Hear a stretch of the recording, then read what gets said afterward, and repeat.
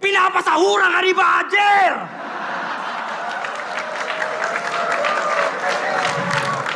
Round 3, 6th threat, let's go!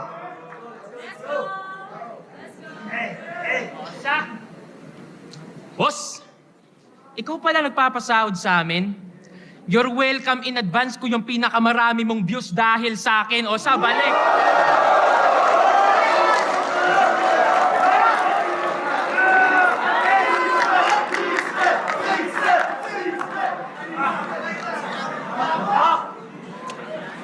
Sabi niya kay Penpluma, panis ka pa rin sa RAM kahit gigs pag-uusapan. Oh! Star agad yan? Anong gigs tinutukoy mo? Yung events na sinasabi ka for 1.5 tas once a month lang? Event namin dito sa Cebu noong Disyembre. Ito, pormadong marahas. Inaasahan ko yung performance malakas. Sumigaw sa ng Cebu maglangas. Mga tao ning gawas. Ay, promise. Tangina yung crowd gumano, no? No ba naman?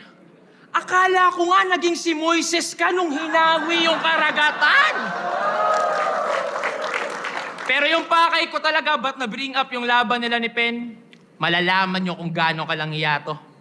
Pinuna mo yung pagbigkas niya ng eagle as eagle. Nakakatawa, no? Sa Cebu yung angle. Battle, tangina mo! Bisaya mang kabay! Alam mo yon, pamihado. Pero para sa palakpakan ng mga tao at napapalibutan lang ng mga Tagalog, kapwa abay kanyang ginago, Wala pa!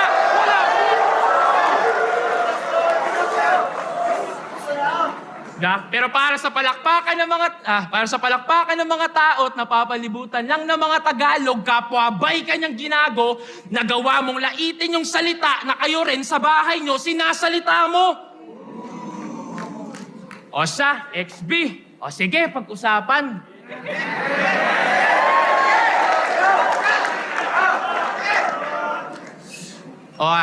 Diss Track 2020. Nagsimula sa konting di pagkakaintindihan lang hiya. Nabanggit ng kagrupo kong si JR yung XB, tas uminit na bigla. Pagbukas ko ng Facebook, yung pangalan ko nadawit na ng kabila. Sige, pag-usapan natin yan. Total feel na feel mo namang abogado kanila. Eh! Matagal na kami nakapag-usap ng tao.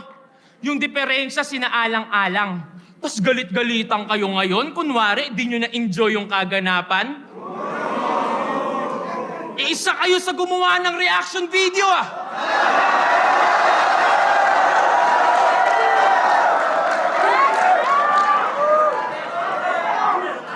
Isa kayo sa gumawa ng reaction video, ah!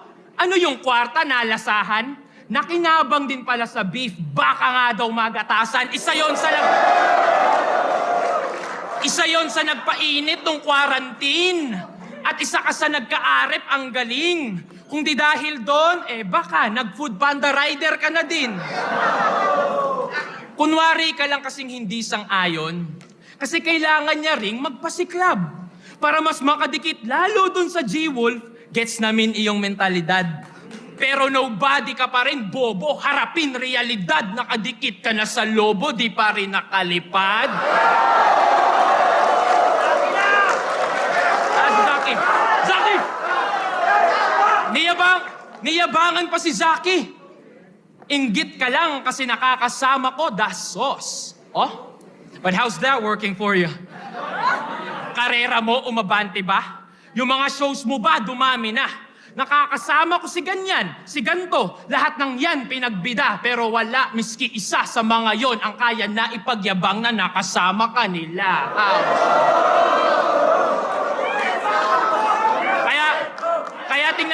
Kaya tingnan nyo, hanggang ngayon, yung mga kanta na lulugmok, pangalan di tumutunog. Tagal mo nang tumutunog, wala pa rin tumutunog. Mula 3GS, Team Pinsan, XB, Mot, lahat ginawang bitch ka, iho. Kaya pala may K ka sa pangalan, ikaw yung Kardashian ng hip-hop dito. Tuloy ko pa?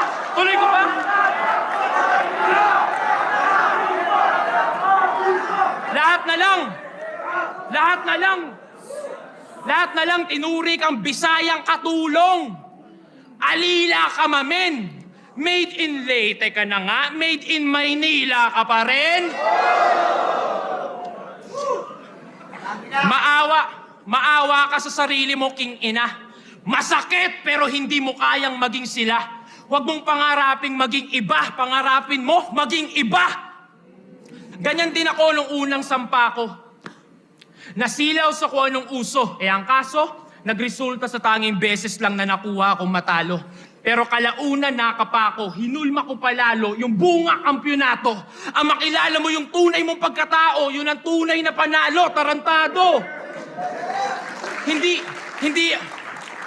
Hindi ako yung kalaban mo dito kay Ram, kundi ang sarili mo, gago. Swerte mo pa nga, natapat ka sa tinuturi kang kabaro. Mga nasulat kong mas masakit pa, alam ni Nikki. Pero hindi ko tinangkao sa kamay ng DDS si kay malinis tinabaho.